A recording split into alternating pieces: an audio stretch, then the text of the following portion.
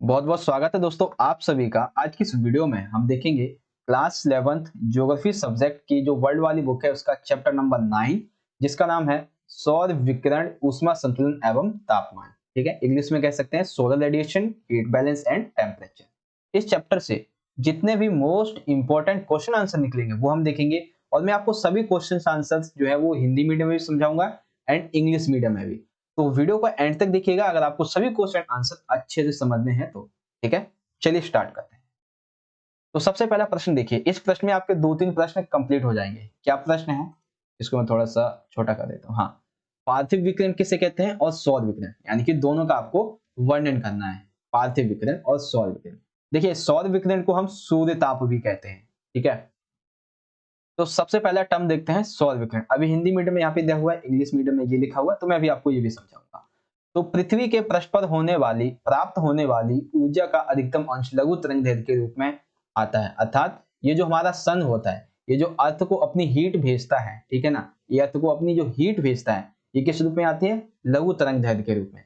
पृथ्वी के पास पृथ्वी को जो भी ये ऊर्जा प्राप्त होते हैं उसे आप कह सकते हैं आगामी सौर विकिरण या फिर छोटे रूप में सूर्य ताप भी कह सकते हैं। पृथ्वी औसत रूप से वायुमंडल की ऊपरी सतह पर 1.94 कैलोरी प्रति वर्ग सेंटीमीटर प्रति मिनट ऊर्जा प्राप्त करती है। यानी कि एक माप बता दिया गया है, ठीक है, कि कितना जो ऊर्जा है वो प्राप्त करते हैं। उसके बाद आ जाता है पार्थिव विकिरण। ये क्या है? सौर विकिरण लघु तरंगों के रूप में पृथ्वी की सतह को गर्म करता है। ठीक है, हमने क्या देखा था अभी? एक सेकेंड। हाँ, ये जो था ये सन जो है वो क्या करता है? हीट भेजता है किसकी तरफ? तो पृथ्वी की तरफ। तो जब ये प्राप्त होता है तो पृथ्वी की सतह क्या होती है? ये हीट होने लगती है, गर्म होने लगती है। तो पृथ्वी स्वयं गर्म होने के बाद वायुमंडल में दीर्घ तरंगों के रूप में ऊर्जा विकिरण कर देती है। इसे ही पार्थिव विकिरण कहते हैं। तो देखिए, दोनों क्या है? एक दूसरे से जुड़े हुए हैं। कैसे? ये जो सूर्य है, ठीक है, ये क्या करता है? ये अर्थ को अपनी हीट भेजता है, तो इसे क्या कहेंगे? जब ये ग्रहण कर रही होती है तो इसे सौर विकिरण कह देंगे। और जब ये ग्रहण करने के बाद इसे वापस भेज रही होती है तो क्या कह देंगे? इसे पार्थिव विकिरण कह देंगे। ठीक है, सिंपल सा हो गया इसका आंसर। तो बहुत ही आसानी से ये समझ में आ गया होगा आपको, सूर्य ताप और या कह लीजिए सौर विकिरण और ऊष्मा, ये जो है आपका पार्थिव विकिरण। अब देखिए इंग्लिश मीडियम में, describe terrestrial radiation and solar radiation. तो सबसे पहले सोलर रेडिएशन क्या है? ठीक है, इसे आप इंसोलेशन भी कह सकते हैं एंड टेरेस्ट्रियल रेडिएशन। देखिए हिंदी मीडियम में आपको समझा दिया है, अब इंग्लिश मीडियम में जो है वो आप इसके टर्म्स देख सकते हैं कि किस तरह से इसका आंसर लिखा हुआ है। बाकी आपको जो समझाने का तरीका था वो तो आई होप कि आपको समझ में आ ही गया होगा। चलिए, यहाँ पे क्वेश्चन फर्स्ट आपका कंप्लीट हो जाता है। आगे देखते हैं क्वेश्चन नंबर सेकंड। ये भी बहुत छोटा सा प्रश्न है। अपसौर और उपसौर में अंतर स्पष्ट कीजिए। ठीक है, अपसौर क्या है और उपसौर क्या है इसमें आपको बताना है। तो ये दो कंडीशन में होता है, एक ये जो हमारी अर्थ है और एक ये जो हमारा सन है। इसके बीच की जो दूरी होती है ना, ये दूरी यही डिसाइड करती है कि कब अपसौर होगा कब उपसौर होगा। तो पृथ्वी एवं सूर्य के बीच की दूरी में अंतर के कारण पृथ्वी के द्वारा प्राप्त वार्षिक सूर्यताप 3 जनवरी को 4 जुलाई से ज्यादा होता है। कैसे? देखिए, अपसौर क्या होता है? सूर्य के चारों ओर परिक्रमा के दौरान पृथ्वी 4 जुलाई को सूर्य से 15 करोड़ 20 लाख किलोमीटर दूर होती है। यानी कि जब ये परिक्रमा लगा रही होती है सूर्य की, तब क्या होता है? ये उस दौरान जब ये सबसे दूर होती है अर्थात 15 करोड़ 20 लाख, कब होती है? 4 जुलाई को, तब हम इसे कहते हैं अपसौर। और जब वो पास होगा, पास होता है 3 जनवरी को 14 करोड़ 70 लाख, तो क्या कहेंगे? इसे उपसौर। तो देखिए सिंपल तरीके में आप इस तरह से समझ लीजिए, जब ये जो हमारी अर्थ है, ठीक है, ये अर्थ इस सूर्य के पास में होती है, कब? 4 जुलाई को, तो हम इसे कह देंगे अपसौर। और जब ये 3 जुलाई को, सॉरी 3 जनवरी को सूर्य से क्या होती है? थोड़ी सी और दूर हो जाती है, तब हम इसे क्या कह देंगे? ये हो जाएगा आपका उपसौर। ठीक है, सिंपल से हो गया ये आंसर। आई होप आप समझ गए होंगे, बहुत ही सिंपल सा क्वेश्चन है और बहुत ही सिंपल तरीके से आंसर भी समझा देगा। इंग्लिश में कैसे लिखेंगे? तो एक्सप्लेन द डिफरेंट बिटवीन अपसौर एंड उपसौर एंड अपसौर। तो सबसे पहले तो अपसौर क्या है और सब सोलर क्या है, यानी कि वही अपसौर और उपसौर क्या है, ये चीजें यहाँ पे आपको बता दी गई है। ठीक है, अपसौर कब होता है? 4 जुलाई को। उपसौर कब होता है आपका? 3 जनवरी को। तो यहाँ पे कंप्लीट हुआ। क्वेश्चन नंबर थर्ड की बात कर लेते हैं। थर्ड में पूछा गया है, वायुमंडल सूर्य ताप की अपेक्षा सौर विकिरण से अधिक गर्म क्यों होता है?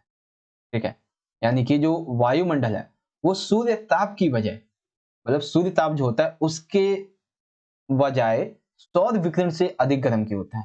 तो क्यों होता है? देखिए, सूर्य से आने वाले जो विकिरण होते हैं वो लघु तरंगों के रूप में आती है, जिससे वायुमंडलीय यानी कि जो सूर्य से प्राप्त होने वाली ऊर्जा होती है वो थोड़ी अधिक मात्रा में आती है, जिससे क्या होता है वायुमंडल से सोख नहीं पाता है, एवं यह सौर विकिरण पृथ्वी के भूतल पर पहुंचकर ही पृथ्वी को गर्म कर देता है। यानी कि ये जो सूर्य से, ठीक है ना, सूर्य से अर्थ को ये जो ऊर्जा आती है, ठीक है, इसे कभी कभी वायुमंडल जो है वो ग्रहण नहीं कर पाता है। तो क्या होता है, ये ऊर्जा पृथ्वी को गर्म कर देती है। पृथ्वी के ऊष्मा जो होती है वो दीर्घ तरंगों के रूप में निकालती है, जिससे वायुमंडल की गैसें अवशोषित कर लेती है और वायुमंडल गर्म हो जाता है। अर्थात जब ये पृथ्वी जो होती है वो क्या करती है, अपनी ऊष्मा को वापस जब विकिरण कर रही होती है, ठीक है, इसने जिसकी जितनी ऊष्मा चाहिए थी उतनी हो गई, अब ये पृथ्वी गर्म होने लगी है। तो जैसे जैसे ये वापस से ऊर्जा भेज रही होती है, तो इसका जो वायुमंडल होता है वो उसे सोख लेता है। जब सोख लेता है तब क्या होता है कि वायुमंडल ऑटोमेटिक गर्म हो जाता है। तो इसीलिए कहा गया है कि सौर विकिरण जो है वो अधिक तेजी से वायुमंडल को गर्म करता है। ठीक है, तो ये चीज आपको समझ में आ गई। अब इंग्लिश में, why is the atmosphere hotter by solar radiation then by insolation. ठीक है, तो इसका आंसर आप ऐसे लिख देंगे, the radiation received from the sun is the form of short waves which is not absorbed by the atmosphere, and this solar radiation reach the earth's surface and heats the earth. ठीक है, earth heat released the form of long waves which are observed by the gases of the atmosphere and the atmosphere heats up. Simple सा। ठीक है, तो इसका answer आप इस तरह से लिख देंगे। क्वेश्चन नंबर 3 भी आपका कंप्लीट हो गया। चलिए आगे बढ़ते हैं, क्वेश्चन नंबर 4 तो फोर्थ को देख लेते हैं। फोर्थ है हमारा, तापमान को प्रभावित करने वाले कारकों का वर्णन कीजिए। तो भी कौन से कारक हैं जो तापमान को प्रभावित करते हैं? तो देखते हैं भाई कौन कौन से हैं। सबसे पहला है बच्चों अक्षांश, फिर है उत्तंगता या ऊंचाई। तो पहले एक एक करके हम समझ लेते हैं कि कौन कौन से कारण यहाँ पे समझाए गए। सबसे पहला अक्षांश, किसी भी स्थान का तापमान उस स्थान द्वारा प्राप्त सूर्य ताप पर निर्भर करता है। देखिए यहाँ पे हम दो कंडीशन ले लेते हैं, कौन कौन सी। सबसे पहले तो एक कंडीशन हम ले लेते हैं यहाँ पे सन, ठीक है, एक ले लिया हमने यहाँ पर अर्थ। इसको मैं थोड़ा सा यहाँ पे मिटा देता हूँ, एक सेकेंड, नहीं, एक सेकेंड, इसको मैं थोड़ा सा पॉइंट्स रेजर कर देते हैं इस तरह से। अब ठीक है, तो अब देखिए इसे कैसे कैसे समझेंगे। एक तरफ हमने सन ले लिया, एक तरफ अर्थ हो गया। तो किसी भी स्थान का तापमान उस स्थान द्वारा प्राप्त सूर्य ताप पर निर्भर करता है, यानी कि जो हीट आती है, ठीक है, इस पर निर्भर करता है।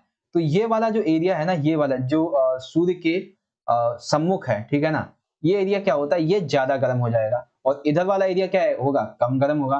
तो यही चीज है, सूर्य ताप की मात्रा में अक्षांश के अनुसार भिन्नता पाई जाती है। समुद्र तल के पास के स्थानों पर तापमान अधिक तथा ऊंचे भागों में से तापमान कम होता है। तो सिंपल सा बात यही कहा गया है कि जो क्षेत्र इस सूर्य के मतलब सूर्य के सम्मुख होगा वो क्या होगा, अधिक गर्म होगा, और जो सूर्य के सम्मुख नहीं है, जो पीछे की साइड है, वो क्या होगा, वो ठंडा रहेगा। और वहीं ये भी बता दिया गया है कि समुद्र के आसपास का जो एरिया होता है वहां पर तापमान क्या होता है, अधिक होता है, और जो ऊंचे भाग होते हैं वहां पर कम होता है। वहीं आ जाता है उत्तंगता या फिर ऊंचाई। ये सभी पॉइंट एक दूसरे से जुड़े हुए हैं कि ऊंचाई बढ़ने के साथ साथ तापमान के घटने की दर को सामान्य ह्रास दर कहते हैं। यह दर 1000 मीटर की ऊंचाई पर बढ़ने पर से 6.5 डिग्री सेल्सियस होती है। यानी कि यहाँ पे क्या बताया गया है, यहाँ पे आपको ये बता दिया गया है कि जैसे जैसे ऊंचाई बढ़ती है वैसे वैसे तापमान घटने लगता है। तो इसी को कह देते हैं हम सामान्य ह्रास दर। ठीक है, तो जैसे जैसे ऊंचाई बढ़ती जाएगी पृथ्वी की सतह से, तो क्या होगा, तापमान भी घटता चला जाएगा। समुद्र से दूरी, स्थल की अपेक्षा क्या होता है कि समुद्र जो है वो धीरे धीरे गर्म होता है और धीरे धीरे ही ठंडा होता है। समुद्र के निकट स्थित क्षेत्रों पर समुद्र एवं स्थल समीर का सामान्य प्रभाव पड़ता है। लास्ट पॉइंट, वायु सहित या वायु राशि तथा महासागरीय धाराएं। इसे आप ये कह सकते हैं जो समुद्री महासागरीय धाराएं होते हैं उसके बारे में। उष्ण वायु संहिताओं से प्रभावित होने वाले स्थानों का तापमान अधिक, उष्ण यानी कि जो गर्म होते हैं, ठीक है, तो गर्म वायु संहिता यानी कि गर्म एरिया वाला, गर्म क्षेत्र जो होता है वहां से जो वायु चलती है उससे क्या होता है, उसके संपर्क में आने वाला जो क्षेत्र होता है उसका भी तापमान क्या हो जाता है, अधिक हो जाता है। और शीत यानी कि ठंडी वायु से क्या होता है कि तापमान कम हो जाता है। इसी प्रकार महासागरीय धाराएं हैं उनका भी प्रभाव हमें देखने को मिलता है। ठीक है बच्चों, तो यहाँ पे ये आपका क्वेश्चन नंबर 4 जो था, इसका आंसर आई होप आप सभी को कंप्लीट हो गया होगा। इसे मैं एक बार रैप अप कर देता हूँ। हाँ, क्वेश्चन नंबर 4 आपका कंप्लीट हो गया। इंग्लिश में देखते हैं, तो इंग्लिश में लिखेंगे describe the factors of affecting temperature. Describe the factors affecting temperature. तो सबसे पहले लैटिट्यूड, इवेल्युएट और altitude, distance from the sea, air mass और air masses and ocean currents. ये क्या है? ये आपके कह सकते हैं कि तापमान को प्रभावित करने वाले जो कारक हैं, टेम्परेचर को अफेक्ट करने वाले जो रीजंस हैं, जो फैक्टर्स हैं, वो यहाँ पे सभी समझा दिए गए। ठीक है बच्चों, चलिए आखिरी देख सकते हैं। ये है हमारा, एक सेकेंड, अभी हाँ, अभी आपके 2 क्वेश्चन और रहते हैं। क्वेश्चन नंबर 5 है हमारा, वायुमंडल को गर्म और ठंडा होने के अनेक तरीके हैं, किन्हीं 3 तरीकों को स्पष्ट कीजिए। यानी कि वायुमंडल जो है उसको गर्म करने के लिए, उसको ठंडा करने के लिए कई तरीके हैं, जिसमें से 3 आपको समझाने। या फिर ऐसे पूछेगा, चालन, संवहन और अभिवहन में अंतर स्पष्ट कीजिए। तो इन सभी को हम अलग अलग तरीके से समझेंगे। तो देखिए क्या है कि वायुमंडल को गर्म और ठंडा होने में कई तरीके लगते हैं। ठीक है, कौन कौन से? जब असमान ताप वाले 2 पिंड एक दूसरे के संपर्क में आते हैं, गर्म पिंड से ठंडे पिंड की ओर ऊर्जा का प्रभाव होता है, जब तक कि दोनों पिंड का तापमान बराबर ना हो। यानी कि चालन क्या कहता है? चालन ये कहता है कि 2 पिंड एक दूसरे के संपर्क में आते हैं, यानी कि एक हीट हो गया और एक आपका कोल्ड हो गया। जब ये दोनों आपस में क्या होते हैं, संपर्क में आते हैं, तब क्या होता है, जो ऊर्जा का प्रभाव होता है वो दोनों में एक दूसरे में विपरीत होने लगता है। जैसे क्या होता है, दोनों का तापमान बराबर हो जाता है, तो इसे कहते हैं चालन। संवहन, किसी गैसीय या फिर तरल पदार्थ के एक भाग से दूसरे भाग की ओर उसके अणुओं के द्वारा ऊष्मा के संचार को संवहन कहते हैं। संवहन क्या हो जाएगा कि किसी गैसीय तरल पदार्थ, ठीक है ना, क्या है, गैसीय तरल पदार्थ कि एक भाग से दूसरे भाग की ओर उसके अणु, यानी कि उसके, देखिए है तो एक ही चीज, चाहे वो गैसीय कह लीजिए या तरल पदार्थ कह लीजिए, लेकिन उसके जो अंदर के अणु है ना, वो जब एक जगह से दूसरी जगह चलते रहते हैं, तो उससे जो ऊष्मा का संचार होता है उसे संवहन कहते हैं। संवहन प्रक्रिया के द्वारा वायुमंडल में क्रमशः लंबवत ऊष्मा का स्थानांतरण होता है। संवहन प्रक्रिया ठोस पदार्थों में नहीं अथवा गैसीय तरल पदार्थों में होती है, जो अभी देख लिया हमने। अब जाती है सबसे आखिरी, अभिवहन। इस प्रक्रिया में ऊष्मा का क्षैतिज दिशा में स्थानांतरण होता है, यानी कि जो ऊष्मा होती है, ये जो कह सकते हैं हीट जो होती है, ये क्या होती है, क्षैतिज दिशा में गति करती रहती है। मध्य अक्षांशों में होने वाली मौसम की विभिन्नताएं, क्या बताया गया है, मौसम की जो विभिन्नताएं होती हैं वो अभिवहन के कारण होते हैं। वायु द्वारा संचालित समुद्रीय धाराएं उष्ण कटिबंधीय ध्रुवीय क्षेत्रों में से ऊष्मा का संचार करती हैं। यह प्रक्रिया ठोस तथा गैसीय तरल पदार्थों में भी होती है। अर्थात जो अभिवहन है वो हमें ये बताता है कि ऊष्मा जो है वो क्षैतिज दिशा में गति करती है, एवं इसके जो मध्य अक्षांशों में होने वाली जो भिन्नताएं होती है वो किसके कारण पैदा होती है, इसकी अभिवहन के कारण ही पैदा होती है। ठीक है, तो देखिए यहाँ पे सिंपल सा आपको ये चीजें याद रखनी है कि जो वायुमंडल है उसको गर्म करने के लिए ये 3 जो कारण है वो उत्तरदायी होते हैं। कौन कौन से? चालन, जब एक पिंड दूसरे पिंड के संपर्क में आता है। संवहन, उस एक ही जो तरल पदार्थ होता है उसी के अणु जब आपस में गति करते हैं, उसमें अगर संचार होता है उसे संवहन कहते हैं। अभिवहन, जब क्षैतिज दिशा में गति करते हैं उससे तापमान में जो अंतर आता है उसे अभिवहन कहते हैं। तो ये कुछ 3 टर्म्स हैं जिसे सिंपल तरीके से याद कर लीजिए। क्वेश्चन नंबर 5 का इंग्लिश देख लेते हैं। There are many ways of heating the cooling of the atmosphere, explain any 3, या फिर explain the difference between conduction, convection and transit. तो सबसे पहले कंडक्शन, कन्वेक्शन एंड ट्रांजिट, तो ये तीनों टर्म्स आपकी दी गई हैं, एंड इन्हीं तीनों टर्म्स को यहाँ पे भी बता दिया गया है, चालन, संवहन और अभिवहन, यहाँ पे भी आपको समझा दिया गया है। ठीक है, अब देखिए हमारा सबसे बड़ा और इंपॉर्टेंट क्वेश्चन आता है, वो कौन सा है, वो है ये वाला, तापमान के व्युत्क्रमण का वर्णन कीजिए, या फिर तापमान के प्रतिलोम के लिए विभिन्न दशाओं का वर्णन कीजिए। तो सबसे पहले आपको समझाना है तापमान का प्रतिलोम यानी कि व्युत्क्रमण क्या होता है और इसके लिए आवश्यक भौगोलिक दशाएं कौन कौन सी हैं। तो देखिए सबसे पहली दशाएं, सबसे पहले हम जानेंगे होता क्या है यहाँ के। तो सामान्य परिस्थितियों में क्या होता है कि ऊंचाई के साथ तापमान घटता है, यानी कि जब आप इस अर्थ से ऊपर की तरफ जाते हैं तो क्या होता है, तापमान में माइनस में अंतर आता जाता है। ठीक है, परंतु कई बार सामान्य हालत उलट जाती है, यानी कि कई बार क्या होता है जब आप ऊपर की साइड बढ़ेंगे, हालांकि ये बहुत कम होता है, तब क्या होता है कि ऊपर की साइड बढ़ने पर तापमान भी बढ़ता चला जाता है। ठीक है, तो इसी ऊंचाई के साथ तापमान में बढ़ने की जो प्रक्रिया है इसे हम तापमान का प्रतिलोम या फिर तापमान का व्युत्क्रमण कहते हैं। ठीक है, सिंपल सा आंसर हो जाएगा ये आपका ये। चलिए आगे देख लेते हैं।